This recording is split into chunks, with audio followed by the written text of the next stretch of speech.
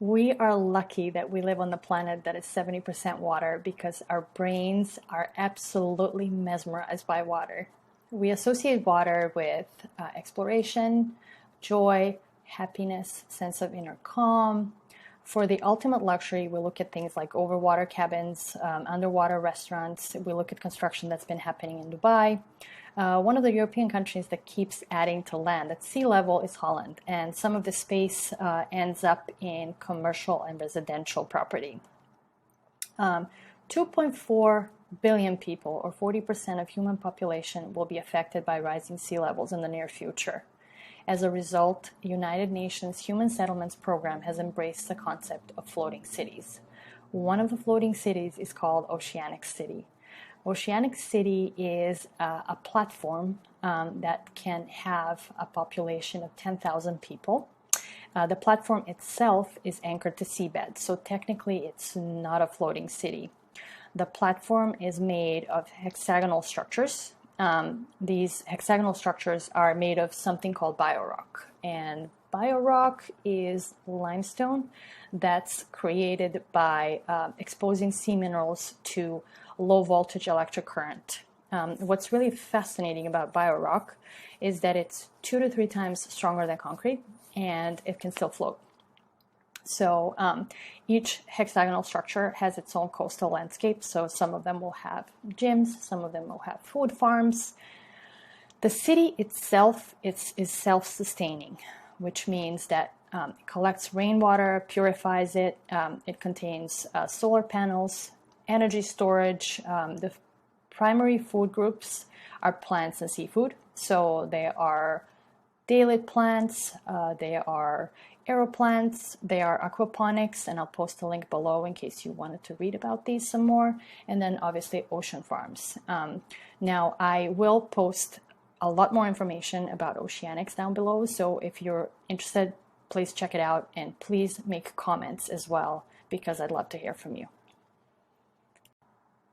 So after talking about Oceanix City, which is one of my favorite topics as of April 2019, when I heard about it on a podcast done by Dan Sullivan and Peter Diamandis, which I would highly recommend.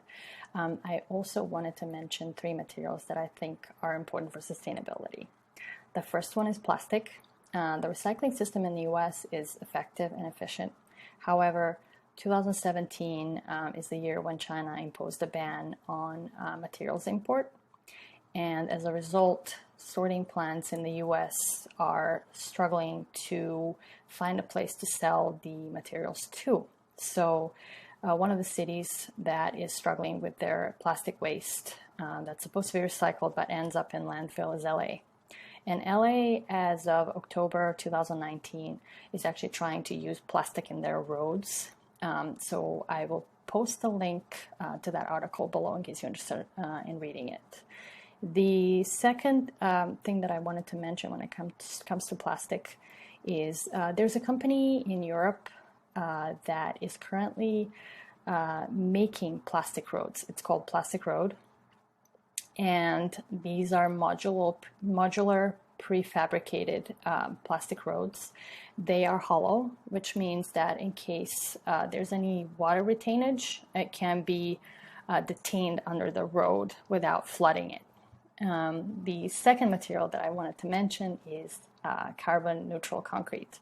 Concrete itself contributes to carbon dioxide emissions, as everyone I'm sure knows already. So carbon neutral concrete production is, I found out about it through a company called Thomas Concrete, which is based in Atlanta. So instead of using fossil fuels that produce carbon dioxide and, of course, calcium carbonate, which contributes also to carbon dioxide emissions, this company traps concrete as a mineral. And this mineral actually increases compressive strength of concrete. So of thousands of concrete manufacturers in the US, I believe only dozens are actually implementing this method, unfortunately. And then the third material that I wanted to mention is self-healing concrete. So self-healing concrete is a concrete that has material and bacterial nutrient added to it. And bacteria in itself is not active. It's dormant for up to 200 years. It's only when the concrete cracks happen that water can be added to the crack, and then bacteria creates limestone that heals the crack. So heals the crack and closes it. This is significant for obvious reasons. Cracks in concrete happen, and they are labor intensive, which means high cost. So this is one of those methods that could help avoid high cost. And after these three materials, I also wanted to just briefly talk about 3D printing that I find also very interesting. So most of us have heard about 3D printing because 3D printing is everywhere. However, one of the most inspiring 3D printing stories is a company called New Story. It was founded in 2014. And basically, this is a company that provides homes for people who can't otherwise afford it. So they are printing homes all over the world.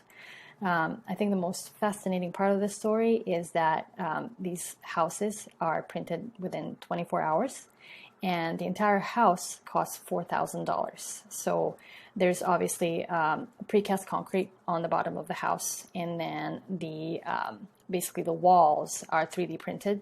So there's no drywall, there's no insulation, there's no wood framing. The walls are printed, and then later after that, MEP systems are installed by people. The largest 3D printed building as of this year, 2020, is in Dubai. It's 6,900 square foot building, and in order to print it, a crane needed to be used, so print had to be moved around. So I think with that, I would like to wrap up what I wanted to talk about when it comes to future in construction. There's obviously a lot more topics that I'd like to cover and that I will cover, but these I think are, to me at least right now, the most interesting ones. And then I did want to encourage anyone who watches this video and has any comments, knows more about these, to please post it in the comments below.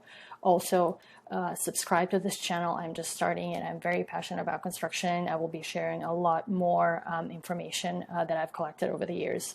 So please subscribe, please make comments, and I will also post my email address so that you can reach out to me directly. Thank you.